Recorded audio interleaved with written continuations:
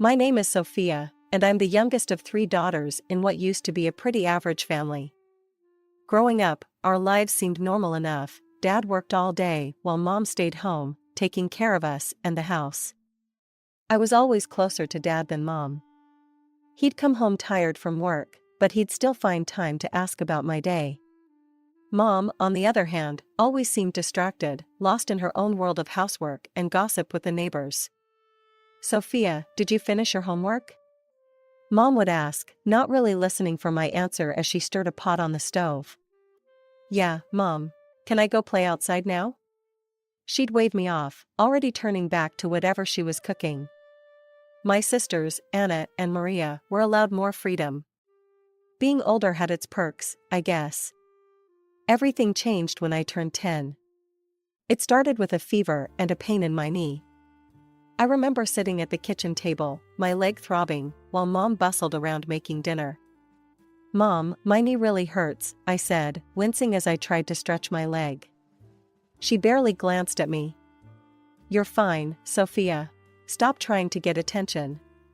But I wasn't fine. The fever lasted for days, and the pain in my knee got worse. Finally, after what felt like forever, Dad put his foot down. "We're taking her to the hospital," he said firmly, ignoring Mom's protests about the cost. The ride to the hospital is a blur in my memory. I remember the cool touch of the doctor's hands, the worried frown on his face as he examined me. And then, the words that changed everything. "I'm afraid your daughter has leukemia." The room spun. Mom gasped, Dad went pale, and I didn't really understand what it meant. Not then. But I knew it was bad from the way the adults were acting. "What does that mean?" I asked, my voice small and scared. The doctor knelt beside me, his eyes kind but serious. "It means you're very sick, Sofia. But we're going to do everything we can to make you better." As we left the hospital that day, I caught a glimpse of my reflection in a window. I looked small and pale, nothing like the happy, energetic girl I'd been just a week ago. I didn't know it then, but that girl was gone forever. The next few months were a blur of hospital visits, needles, and more pain than I thought possible. Chemotherapy, they called it. To me, it felt like poison running through my veins, making me sicker than the disease itself. I remember the day my hair started falling out. I was sitting on my bed, idly running my fingers through my long brown hair, when a clump came away in my hand. I stared at it, not quite believing what I was seeing. "Mom," I called out, my voice shaking. She came rushing in, took one look at the hair in my hand, and burst into tears. "Oh, Sofia," she sobbed, pulling me into a hug. It was one of the few times during my illness that she showed any real emotion towards me. As the days went by, I lost more than just my hair. My eyelashes fell out, then my eyebrows. Every time I looked in the mirror, a stranger stared back at me. I stopped going outside, too ashamed of my appearance. I was stuck at home, missing school, missing my friends, missing my life. One day, I overheard Mom talking on the phone. "It's so hard," she was saying. "Sofia's always been difficult, but this, I don't know how much more I can take."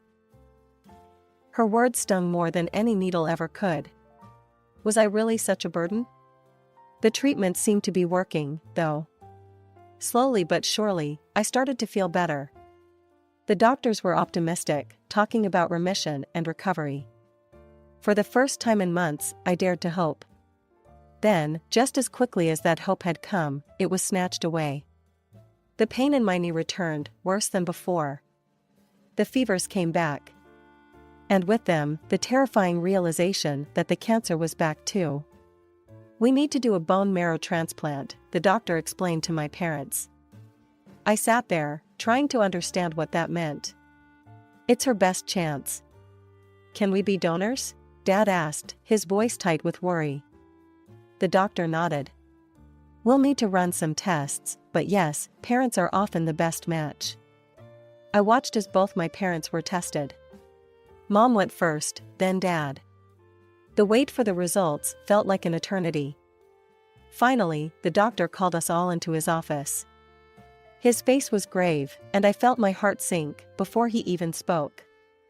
"I'm afraid I have some unexpected news," he began. "Mrs. Johnson, you're not a suitable donor for Sofia." Mom nodded, looking disappointed but not surprised.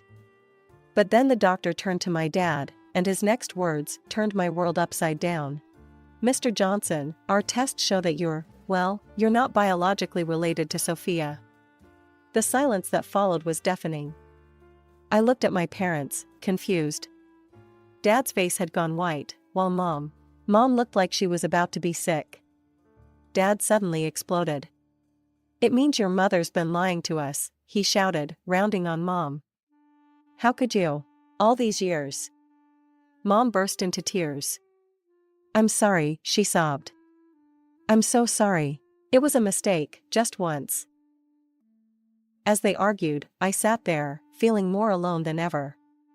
Not only was I fighting for my life, but now I discovered that the man I'd called Dad my whole life wasn't really my father at all. As the reality of the situation sank in, I felt like I was drowning. My mom's affair, my dad not being my real father, and the looming threat of my leukemia relapse, it was all too much. "Please," I begged, my voice barely above a whisper. "Mom, where's my real father? He could be a donor, right? He could save me?" Mom's tear-stained face contorted with anguish. "Sofia, I can't. It would destroy everything."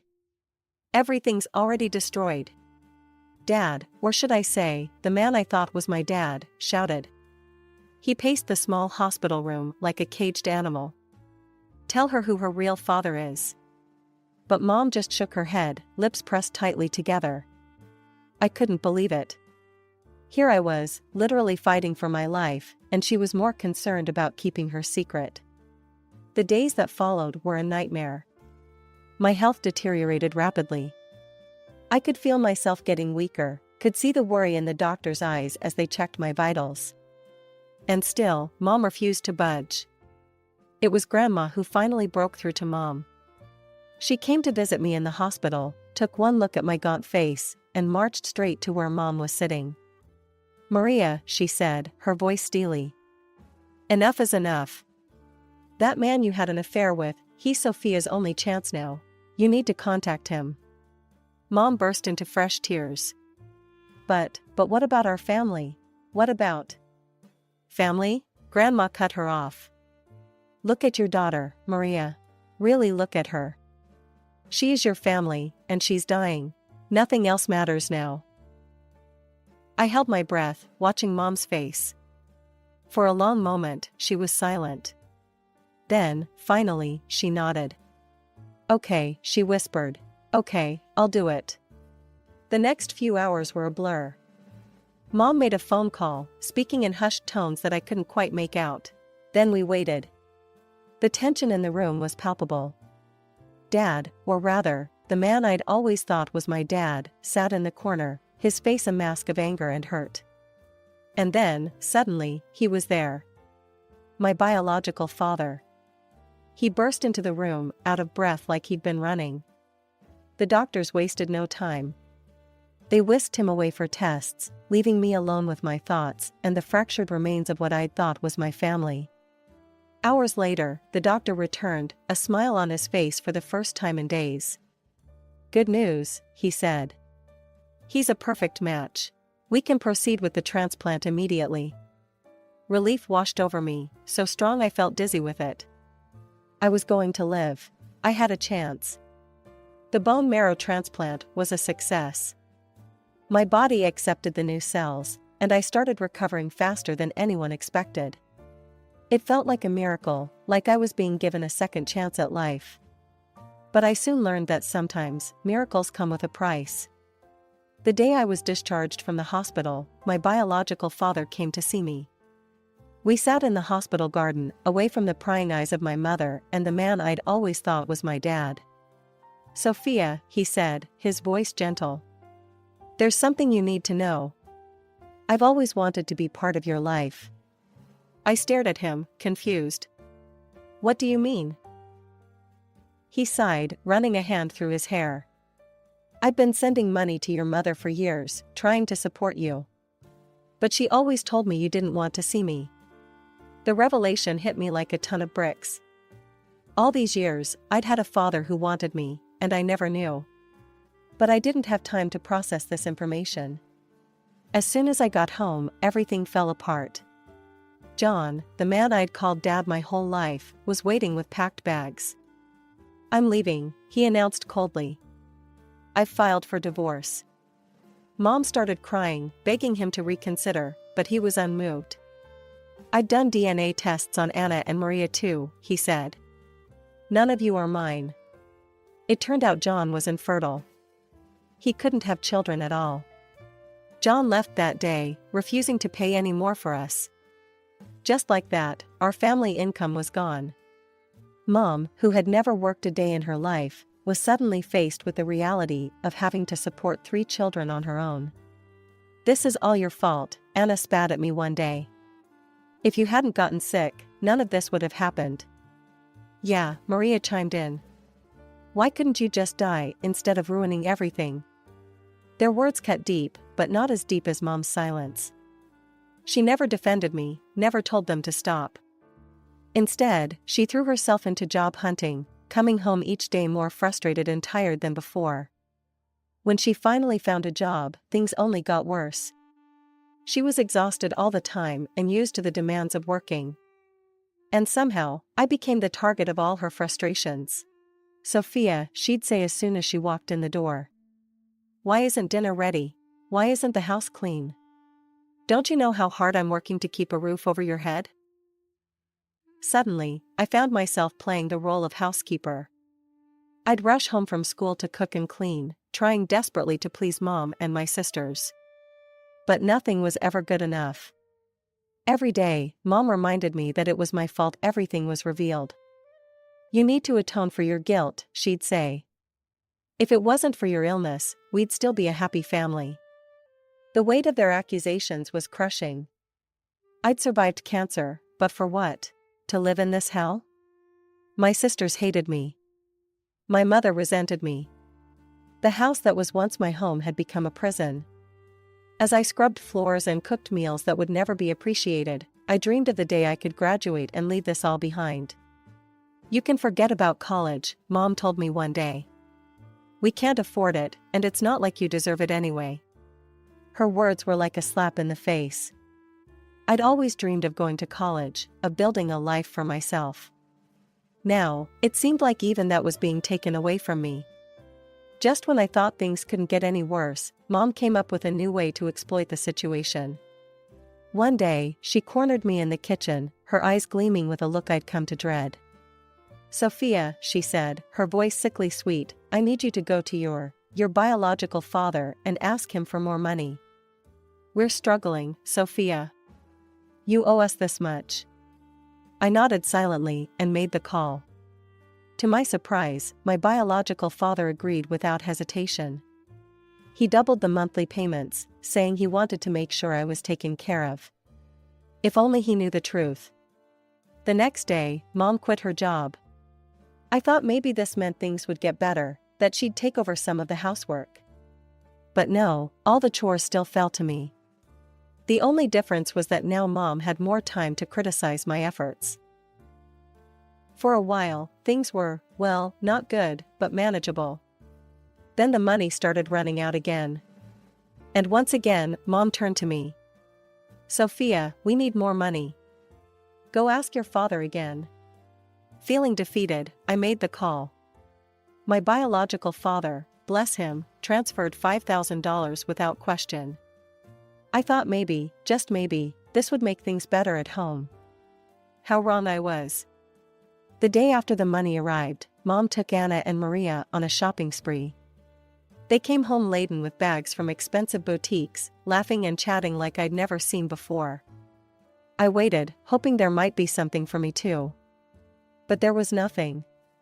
Not a single item of clothing, not even a cheap t-shirt from a discount store. I was still wearing the same worn-out clothes I'd had before my illness, now hanging off my too-thin frame. It wasn't just clothes either. Mom started buying gourmet foods and expensive cuts of meat for herself and my sisters. For me?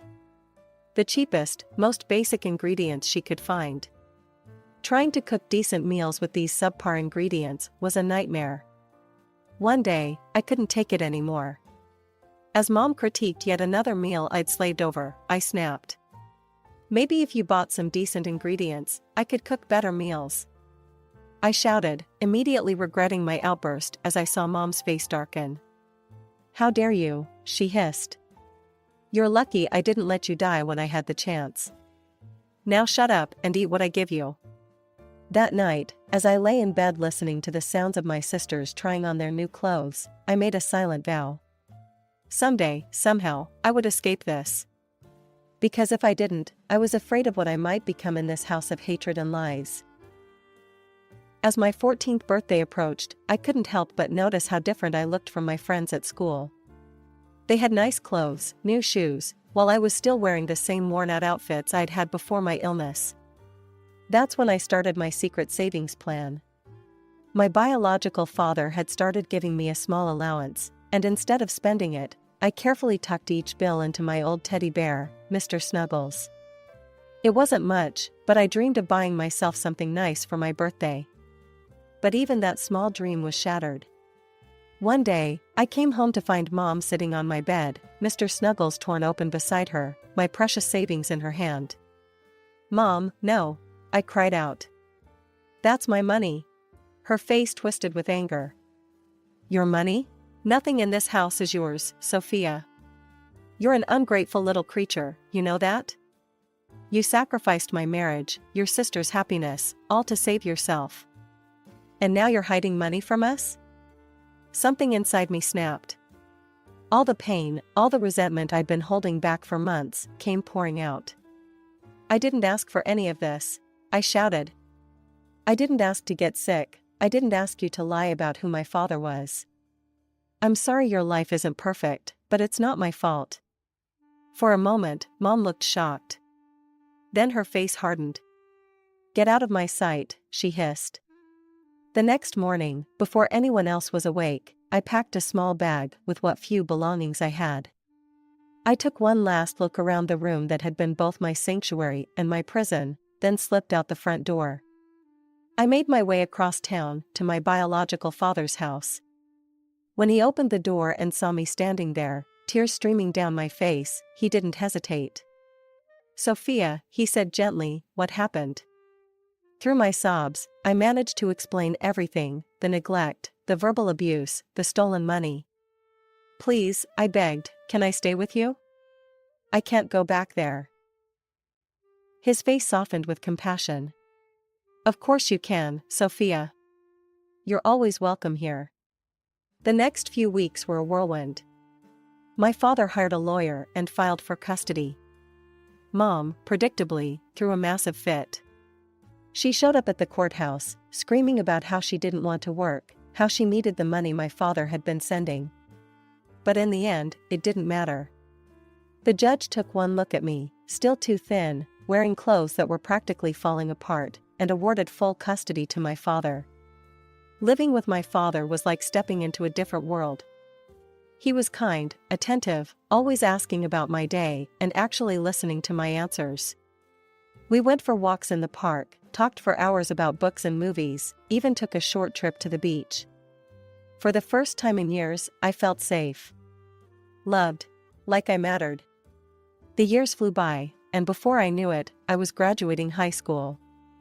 My father, true to his word, supported me every step of the way. On graduation day, he surprised me with news that left me speechless. Sofia, he said, his eyes twinkling, I've got something for you. He handed me an envelope. Inside was a deed to an apartment, my very own place, and acceptance letters to colleges in another city. Dad, I gasped, I can't believe this. He pulled me into a hug. It's the least I can do, sweetheart. Consider it compensation for all those years we missed. As I prepared to leave for college, I decided to rent out the apartment. It would provide some extra income while I was away. I hired a reputable real estate agent to handle everything, feeling like a real adult for the first time in my life. College life was everything I'd dreamed of and more. I threw myself into my studies, made new friends, and started to heal from the traumas of my past. For once, life was good. Then, one ordinary Tuesday afternoon, my phone rang. It was my real estate agent, and he sounded worried. "Sofia, we have a problem," he said. "The tenants have been kicked out of your apartment by a woman claiming to be the owner. They described her, and, well, it sounds like it might be your mother." My blood ran cold. Mom. Of course, she would find a way to intrude on my life just when things were going well. When I arrived at my apartment, I took a deep breath before knocking. The door swung open, and there she was, Mom, looking older but with the same hard glint in her eyes I remembered so well. Well, she said, her voice dripping with sarcasm. "Look who's come home." I pushed past her into the apartment, my apartment. "What do you think you're doing?" I demanded. "You have no right to be here. This is my property." Mom's face twisted into a sneer. "I have every right. I'm your mother, aren't I? Everything you have should be mine." "Are you kidding me?" I felt my anger rising. "You spent years taking money from my biological father, money that was meant for me.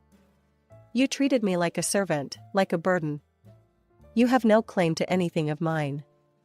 "How dare you?" Mom's voice rose. "After everything I've done for you. I saved your life, ungrateful child. I could have let you die, but I found your real father, didn't I?" I laughed bitterly. "Found him? You hid him from me for years. You lied and cheated and made my life hell.